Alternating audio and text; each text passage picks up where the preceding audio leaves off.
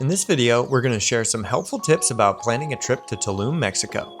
It's a popular destination for its Caribbean beaches, ancient Mayan ruins, and mystical cenotes. Emily and I had the pleasure of visiting Tulum in April of 2025, and there are definitely some things we wish we knew about the area before traveling here. Tulum is on the Caribbean coast of the Yucatan Peninsula in southeastern Mexico. The town of Tulum itself is located about 1.5 miles or 2.5 kilometers from the coast, but the separate touristy area along the coast is called the Hotel Zone, and it's where you'll find most of the expensive resorts and beach clubs. And north of that is Jaguar National Park, which encompasses the famous Tulum ruins and much of Tulum's northern coastline. Typically, everything in the Hotel Zone is very touristy and Americanized, and the prices reflect that. Accommodation in the town of Tulum is generally more affordable and closer to the more local and authentic side of Tulum, and obviously not on the beach.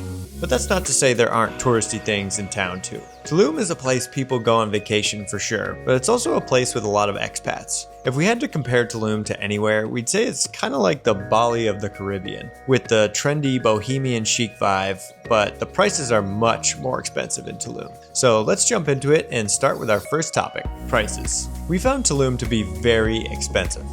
Of course, there are some modest local places that are affordable, but everything from cenotes to the Hotel Zone to the art scene, everything pretty much costs money here. And I mean, if this is your one vacation of the year, then yeah, ball out. But coming from some budget travelers, it was hard to keep our spending down while exploring. So if you've heard that Mexico is cheap and you're looking for a budget vacation, Tulum is not the place. For example, while technically all beaches are public in Tulum, it certainly doesn't feel that way. The beachfront is practically wall-to-wall resorts and beach clubs, and the fee area of the national park covers much of the coast to the north. Many of the beach clubs have a minimum spend of $65 per person, or some don't have a required minimum spend, but you're required to purchase something at the club. And well, the prices are equivalent to a luxury beach resort in the US, with the cheapest beers at like $5 or $6 and cocktails starting at about $15.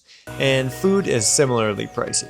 And something worth mentioning is that many of the beach clubs are hotels too, and hotel guests tend to get first priority on the beach chairs. So staying at an oceanfront resort is one of the best ways to get access to beachfront amenities.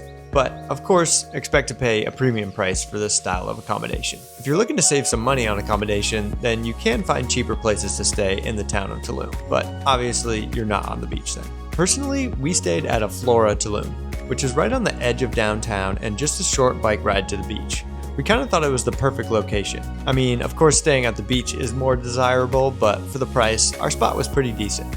It allowed us to explore both the beachfront and the town. I'll link it below if you're interested. There is one free public beach access right next to La Cachita Hotel, so we did take advantage of that one day, but as you can expect, it gets pretty busy here. And there was some scooter parking right there for free, but if you bring a car, you're gonna have to pay for parking. And again, there are some local gems in town where two people can eat for less than $10 US total. So if you're a budget traveler, you might have to seek a little deeper for these local gems. Some places I can highly recommend are Chez Coco, Taqueria Honorio, and Taqueria La Chiapaneca. Drinking water. One important thing to know about Tulum is that the tap water is not safe to drink. So you will need to drink bottled water or some other type of filtered or purified water. This does create some inconvenience, especially if your accommodation doesn't help you acquire drinking water. So that is something you'll want to check with your accommodation.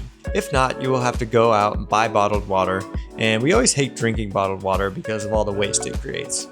Or there are also options for drinking water delivery, or you can include it in with grocery delivery, but again, it's just one more thing you probably didn't want to have to worry about on your trip. The unsafe drinking water is one of the many reasons we recommend travel medical insurance. Our personal recommendation is Safety Wing.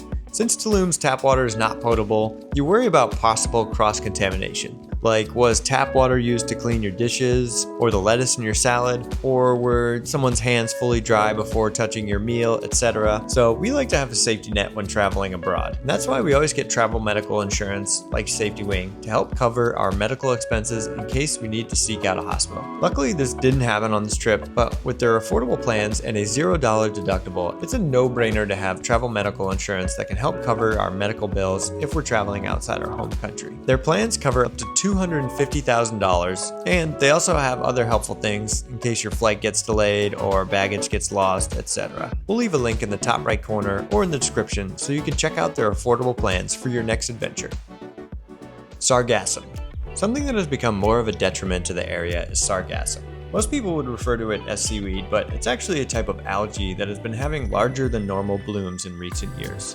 Tulum's shores are often plagued by these massive sargassum blooms. It fills the shores and makes the water less desirable to swim in. When we visited in April 2025, there was a moderate amount of sargassum. So for the prices you pay to stay at the beach, you might have to deal with the smell, uninviting water to swim in, and just the sargassum clogging the beaches. There were many locals raking it up and loading it on trucks to take away, and as I walked down the beach, I noticed some places were worse than others. Some of the abandoned hotels who had no one to remove the seaweed, it was really bad. So maybe another reason that could potentially sway you away from vacationing here. It wasn't a huge deal breaker for our trip, but compared to other places we've stayed that have been cheaper and had nicer beaches, it is something to consider.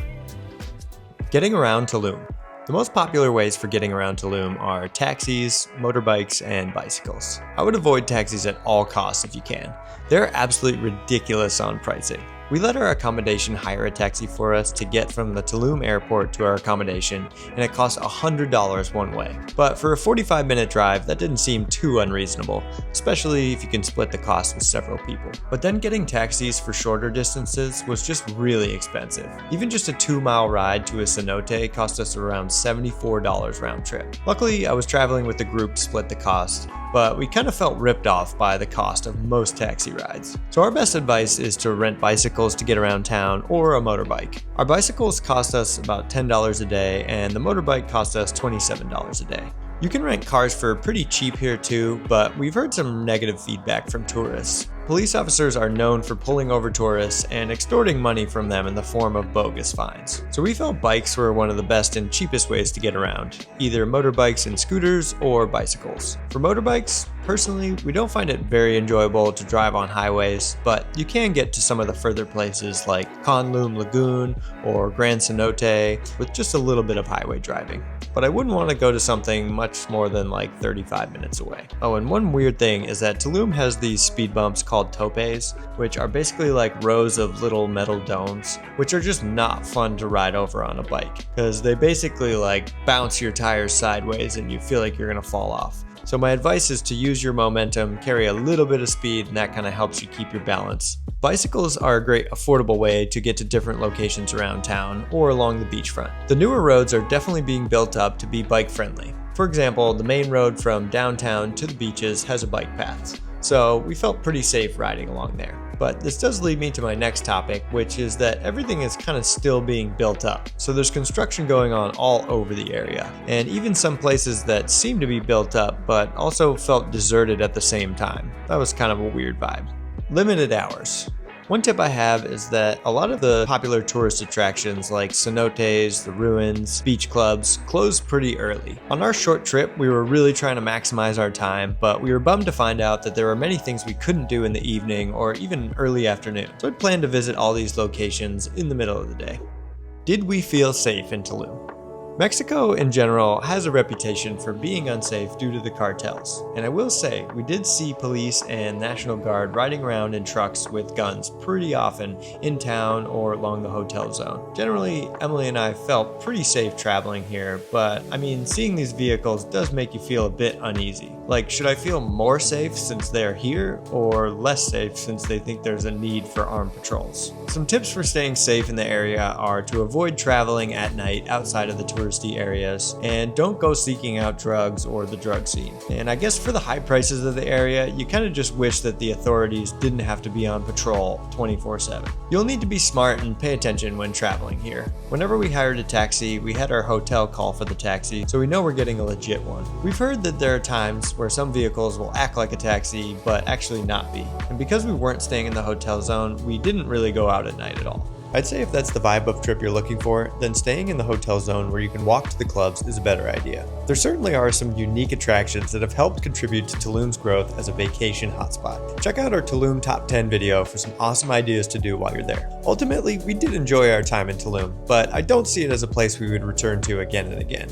And when you tally it up, the cons of visiting Tulum are basically outweighing the pros at this point. From the lack of public beach infrastructure, insane taxi monopoly, sargassum seaweed, potential financial cartel violence, and more, Tulum really has some issues to sort out. If you're seeking that vacation destination with a chic bohemian vibe, Tulum really does have an aesthetic that is unique. But in the future, I think we'll spend our hard-earned money at other Caribbean destinations next time. Thanks for coming along on another Two Roaming Souls adventure. We hope this video helps, and please give us a like and subscribe for more helpful travel videos and more awesome destinations to visit. We'll catch you on the next one.